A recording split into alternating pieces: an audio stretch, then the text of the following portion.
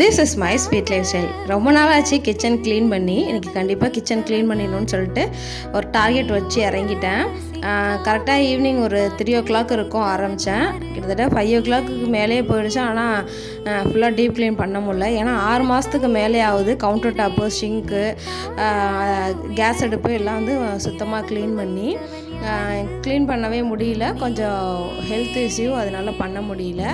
இன்றைக்கி பார்க்குறதுக்கு நீட்டாக இருந்தாலுமே எண்ணெய் பிசுக்குங்கிறது ரொம்ப அதிகமாக இருந்துச்சு. அதனாலே கண்டிப்பாக க்ளீன் பண்ணியே ஆகணும்னு சொல்லிட்டு இன்றைக்கி களத்தில் இறங்கி ஆல்மோஸ்ட் முடிச்சாச்சு. செல்ஃபை மட்டும் என்னால் க்ளீன் பண்ண முடியல. நெக்ஸ்ட் டைம் வந்து செல்ஃபு க்ளீன் பண்ணுறதை ஷேர் பண்ணுறேன். இப்போ ஆர்கனைசேஷன் பண்ணுறது மட்டும் தான் உங்கள்கிட்ட காட்டியிருக்கேன்.